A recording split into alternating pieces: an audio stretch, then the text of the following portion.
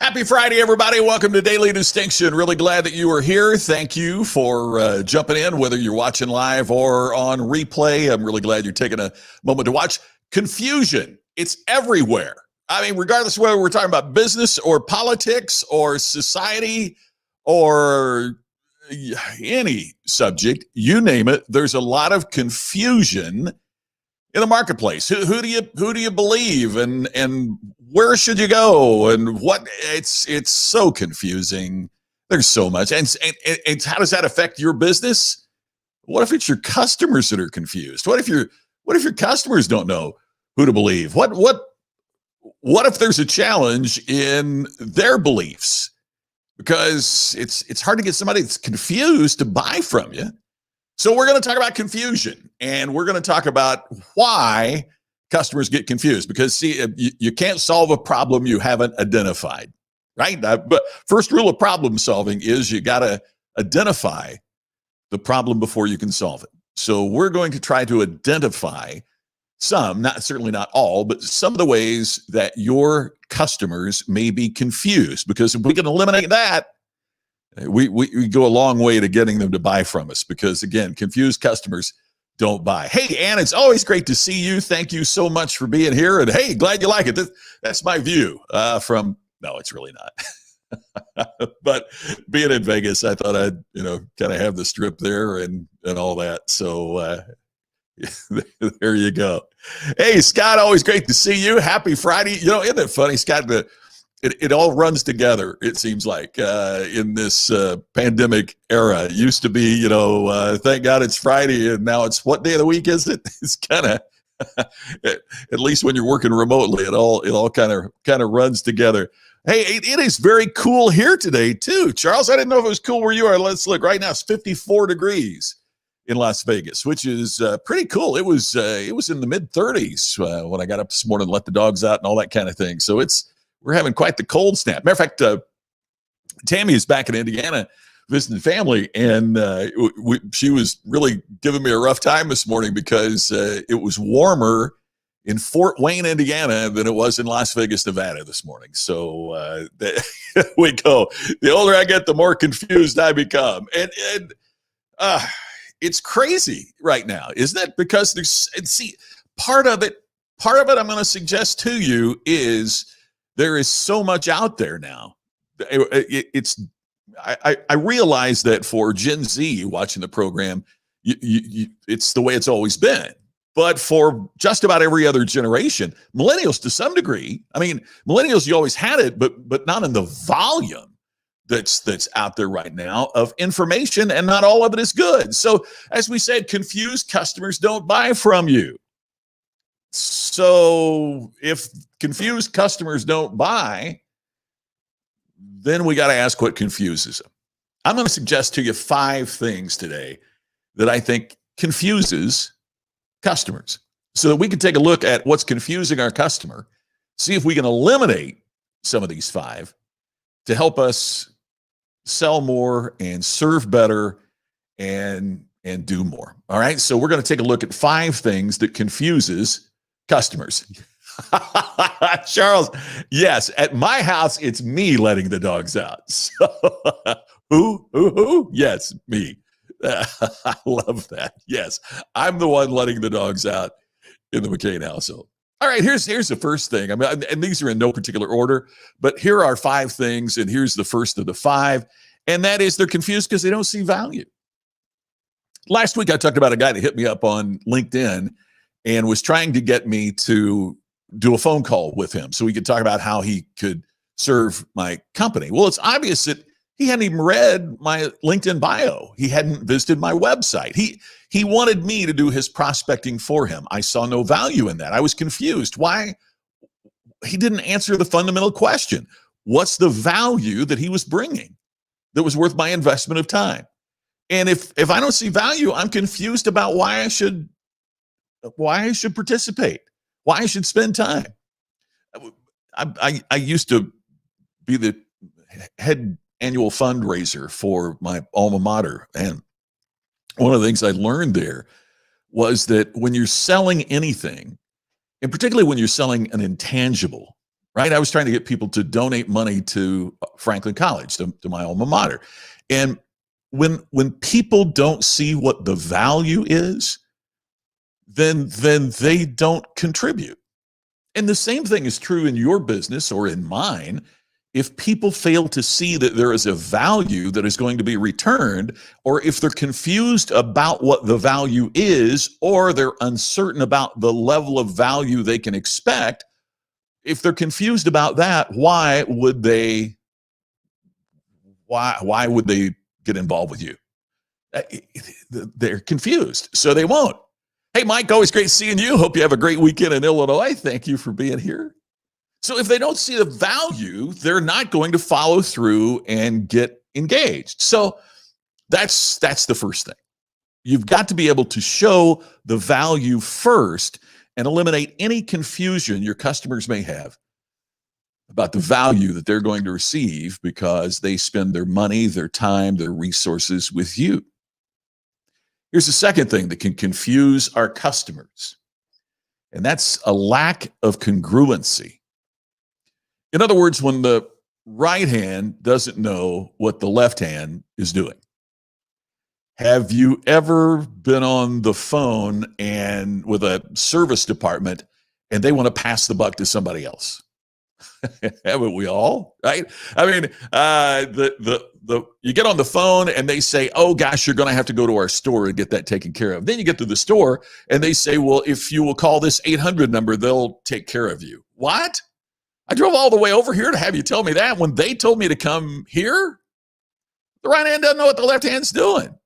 We see that so much now, and respectfully, as things are outsourced more than ever, and the person that you're talking to may not be an employee of the actual company that you're doing business with, but it's a firm they've outsourced it to, and they have responsibility, but they don't have authority, then the right hand doesn't know what the left hand is doing.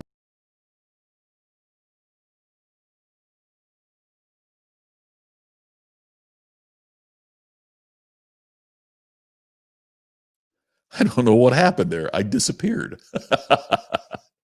At least I did on my monitor here. I don't know if I did there or not. But anyway, yeah. So see what I'm saying? If the right hand doesn't know what the left hand's doing and the customer's caught in the middle, they get confused. When they get confused, they stop buying from you. I mean, I've had that happen. I had it happen with a mobile phone provider.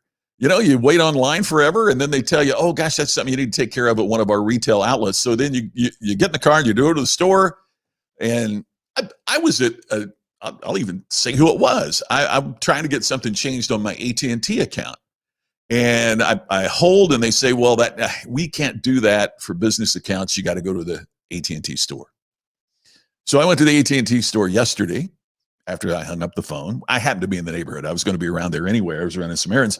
And they said, "Well, do you have an appointment?" I said, "No, I really don't. I just have a couple quick questions. I'm not looking to buy a phone or anything like that." "Well, if we have people have appointments, but if you'd like to wait, then we'll try to work you in." "Well, I understand that. If you got an appointment and that's how you're doing things, okay, I get it. Okay." And so I said, "How long will the wait be?" And she said, 2 hours. What? If you'd like to stand here for 2 hours, we'll work you in. I said, "Well, what if we just made me an appointment for 2 hours from now? I'll do these other errands and I'll come back." And you know what their answer was? "Well, if somebody else comes in, well, if you, bruh." And the right hand doesn't know what the left hand is doing, and it's a challenge. Hey, Mike, yes, we see that too much. Very frustrating. On the flip side, went to Banana Republic, didn't have your size. He associated the online order from his handheld device right in the middle of the floor. Yay, Banana Republic. That is, see, that's exact. But when the congruency is there, look, Mike, not only are you probably going to go back to Banana Republic and buy something else, here you are telling the hundreds of folks that watch this show every day, So you have become a great word of mouth marketer for them. And that's fantastic because they did it right. They eliminated confusion. The right hand knew what the left hand was doing. They just made it work. And that's what we're looking for. So again, part of what we're saying, yeah, exactly right, Pam. The teenager working both parents, right? Well, we'll go over there and see if that'll, talk to your mother. Yeah, that's exactly it. And so again, like I was saying, it's not that these are the only things that confuse us, but if we identify this problem, in other words, how do we prove and how do we document our value? And how do we make certain that there's congruency and coordination through the process so the right hand knows what the left hand is doing and our customers find it seamless. You've heard me say here before, one of our challenges in business is that whether you're a mom and pop business or whether you're a company or a cooperative, Mike, like you work for, we tend to be organized vertically. Right here is this department. Like you walk in a car dealership, here's the sales department, here's the service department, here's the finance department. So they organize these departments and you might know what's going on in your department, but the problem is the customer doesn't experience this horizontally. Vertically, they experience this horizontally. In other words, I don't care that you had a sales meeting and something happened there that service didn't know about. That's not my issue as the customer. It's your issue to make certain that the experience is seamless because in the customer's mind, we don't divide things up by departments. We look at your organization. And so a lack of congruency throughout your organization is deadly when it comes to delivering for customers. Here's number 3. And that is sometimes competitors create confusion intentionally to stir things up. Have you ever had a competitor say something about your product or your service or you that wasn't true just to kind of stir things up and create some confusion in the marketplace because uncertainty was better for them? We see that, and it's happening online more now than ever. I saw this last night, and I want to emphasize when I'm talking about this, I am not underlined, capital letters, circled. I am not trying to say what I believe or what I think you should believe. This is not about a position on an issue. Okay, I don't mean it that way at all. I want to make sure that's clear. I saw a post on social media, and it said that the Cambridge University in England did, and I think the number was 3,000 COVID tests, and they were all false positives. And that was really striking to me. And I saw several people post it. So I thought, well, that's interesting. So I did a Google search on the Cambridge University site. They call it the University of Cambridge rather than Cambridge University. But I looked on their site, and you can find the report and find the data on their site. And it's not true that they all came back that way. You can read the report. What happened was someone summarized the report and did it wrongly. And so people see the headline and they start retweeting it. So why would someone summarize it wrongly? Well, obviously, because that confusion would be good for their point of view. Now, don't get me wrong. I think in political situations and in social situations, both sides are guilty of this, right? Both sides have been guilty of this. And I'm not just talking about, testing or anything. Please don't take it that way. That's not the way I mean it. But here was a case that somebody put a headline and a summary. By the way, in other words, if they all came back wrong, that'd be 100%. When you go through the data in the study from the university on their website, because that's what this summary was quoting, it's like 0.03 to 0.06 were false, which means out of 1,000 students, they got 3 wrong, which happens in tests. I mean, it's just the way it works, right? So it the confusion was created to benefit one side. And again, I have my own opinions, you have your opinions. I don't mean it about that. I mean there is a case of confusion being created to benefit a side. And gosh, we see it in business too. I mean, we see it when competitors say things about, yeah, Curtis, hey, great to see you. And Ted, happy Friday to you too as well, sir. We see it all the time when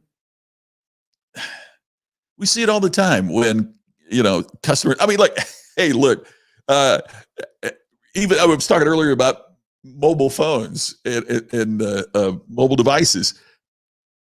Every mobile company, I mean, T-Mobile, AT&T, Verizon, they all have ads saying, this study says we have the best service. Oh man, it's just, sorry, it's a hot button for me when even groups that I agree with in my personal life, even when I see them putting out stuff that is just to create confusion, that's wrong. I mean, hey, we are all entitled to our own opinions. And I respect yours, and I hope you respect mine. We are all entitled to our own opinions. But as the old saying says, we're not entitled to our own facts. And when you try to create confusion there, I think it's that, Randall, I see that too. You see a non-GMO, it says on the label. Well, every product in the field is non-GMO because none of it has been genetically modified. So it's like the person that is against genetically modified organisms or whatever, and they have a cockapoo for the dog. It's like, wait a minute, don't you? Yeah. Anyway, yes, you're right. Stop the confusion. Yeah. And again, Charles, we can look at the same set of facts and disagree about what we think should be done from there. Right? I mean, and do it respectfully, but we are seeing this over and over and over, that it's a tactic, it's a technique. Hey, look, I mean, when you read about people interfering, other governments trying to interfere in social media, this is what they're doing, right? And they're doing it on both sides. I mean, but they're trying to create. Now, this happens in your business. And so what you have to make sure of is that at least you're getting the facts out there for your customers, and you are reasonably and logically explaining it to them. Hey, some aren't going to get it, but we all have to do the best we can to eliminate confusion, because as we said earlier, confused customers don't buy. Here's the fifth one: technology preventing human interaction that we desire. There was a thing on years and years ago, the radio program based in Indianapolis that's so fun, the Bob and Tom Show, had a joke, and somebody called the suicide hotline, and they basically said, "Thank you for calling the suicide hotline. If you're going to kill yourself with a gun, press 1. If you're going to kill yourself with pills, press 2. They went through the list, and the person pressed it, and then the voice came on and said, due to higher than anticipated call volume, your wait to talk on the suicide prevention hotline is currently 75 minutes. And then this boring music came on. I mean, it's not funny, but it is. I mean, the point they were making, obviously, is that technology sometimes just overwhelms us. It confuses us. It distances us. Have you ever had a question and you call and they can't even answer the question? You state your problem, and you start going, representative. Before we can give you a representative, please describe your problem. No, So sometimes technology prevents the human interaction that really, really is important. Charles, I got no problem complimenting other realtors, ones that are so good my mouth is closed. Yeah. See, there we go. I mean, if we did more of that, right? I mean, hey, I will sit here and talk till the cows come home about great speakers because it inspires me, right? I mean, hey, part of the reason you want to play in the NBA is because you get paid a lot, right? I mean, no, there's no joking about that, no kidding about that. But also, you hear these folks saying, I want to test myself against the highest level of competition. And I think that's true for all successful people, right? You want to test yourself against and compare yourself against the highest level of competition. And when you get to the highest level of competition, you understand that there is generally a lot of mutual respect there. Granted, I mean, not 100%, but there's generally a lot of mutual respect. And what we have to do is to make certain that we use technology for efficiency, but not use it to replace connectivity. That's a key. Here's the fifth one. I think this next one is probably the most important. When we're talking about confused customers, the number one reason from the studies that we've done says that the reason customers are confused is they have too many options. We give them too many choices and they become paralyzed. It's the old saying, paralysis by analysis. But the more options that we give, one of my coaching clients a while back was a woman named Dr. Sheena Eignar. And she may be the world's leading expert on choice. She wrote an incredible book called The Art of Choosing. And one of the things that she says is that we get to a point of, and I love this term, she calls it decision fatigue. We have so many choices, we just get worn out from making choice. Hey, have you done any Christmas shopping on Amazon? And there's just so many things that you could buy. You kind of think, oh man, and it's overload. Again, a confused customer doesn't buy. So when we have so many choices, it gets difficult for people to select anything. I've mentioned before, but one of the things that maybe the first thing that Steve Jobs did when he came back to Apple was to slash the product line. You know, we're going to have a consumer. He got rid of printers. He got rid of all the peripheral, and all that because he had to get it back to few choices. Now you might say, well, Apple's got a lot more choices now. Yeah, but he had to get the core right. So, pardon the pun. I didn't mean that. He went back to Apple and had to get the core right. That wasn't how I intended it. But the point, of course, is when it came back, he said, okay, we're going to have a consumer laptop and a professional laptop. We're going to have a consumer, Mac, and we're going to have a little cute bubblegum machine looking iMac. And then we're going to, right? And absolutely changed their business by eliminating the proliferation of options. Are you proliferating the options that you are offering to the point that it becomes hard for customers to make a choice? One place where Amazon nailed it, and of course it's the easy and it's all that, and people talk about Amazon too much, but I think it's a little bit overlooked. That one of the places that they nailed it was that little suggestive selling that other people who purchased this also bought this, which is kind of, as my great friend Phil Jones would say, is kind of like saying, if you're like most people, here's what, because everybody wants to go, yeah, I'm like most people. Yeah, I fit in. I'm good. I'm with that group. And so by saying, hey, people like you bought this, and you go, well, I'm like me. Maybe I should buy that too, right? They eliminate the proliferation of choices and focus you on what other people like you've bought. You don't have to be Amazon to do that. I mean, we've done that for years in our business. If you enjoyed Scott's speech on distinction, have you heard his speech on the ultimate customer experience? He talked a little bit about the experience as a part of distinction, but what if we unpack that a little bit, drill a little bit deeper into that? And that's been part of it, but that's the only choices that you got.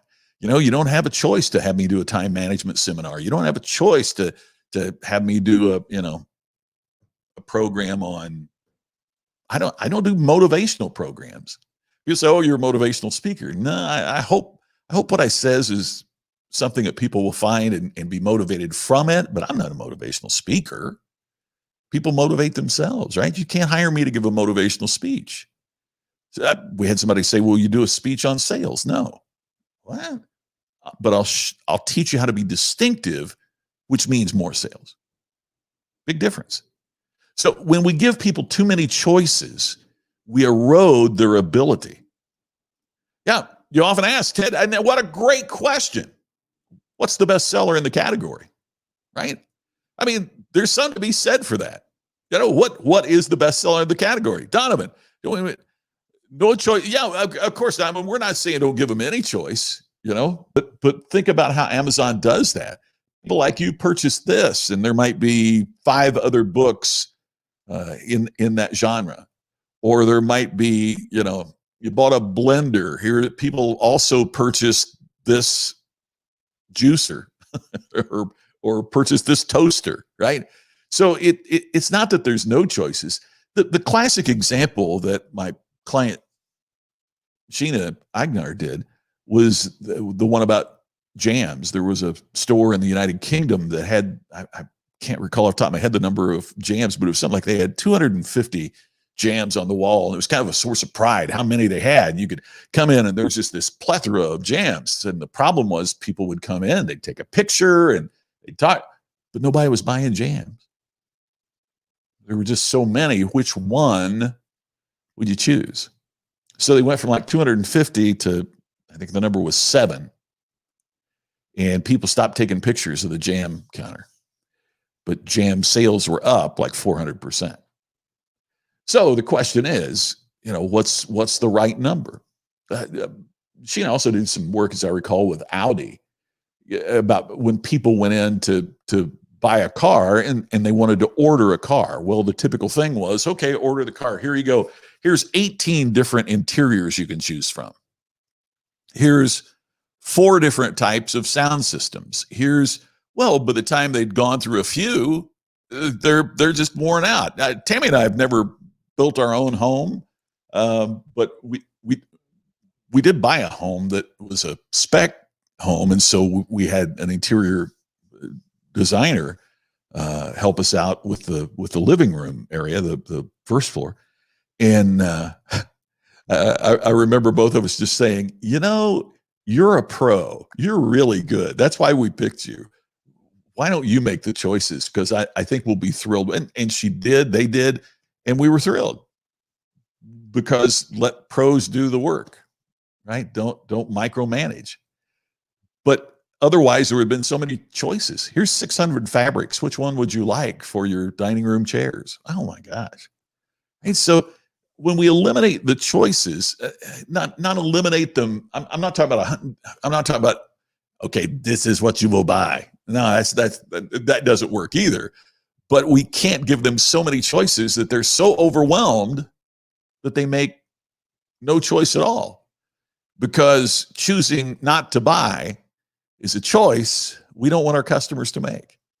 So once again, real quickly, the 5 things that confuse customers: not seeing the value. What is the value of buying it? If I'm confused about what the value is, I'm probably not going to invest in it. A lack of congruency. As they deal with you, the right hand doesn't know what the left hand's doing, and that's confusing. Which answer is right? Third, our competitors sometimes get out there and intentionally confuse the marketplace because they can step in that confusion and gain some sales or gain some followers or whatever it might be. Fourth, technology sometimes prevents us from getting the answers that we need. And when we don't understand or when we don't get the answers we need, we're confused and we walk away. And finally, we get overwhelmed with so many choices that we choose not to do anything. It's the old thing, but paralysis by analysis. There's decision fatigue because confused customers don't buy. So, hope I've kind of unconfused it. That's not even a word. Unconfused you. Dissuaded you from confusion a little bit today during Daily Distinction. Hey, we'll do our typical weekend check-in, just a short check-in on Saturday and Sunday, but I look forward to catching up with you. I hope everybody has a fantastic weekend, and I look forward to seeing you on our brief check-in tomorrow at the same time for our next edition of Daily Distinction. Happy Friday, everybody. I'll see you soon.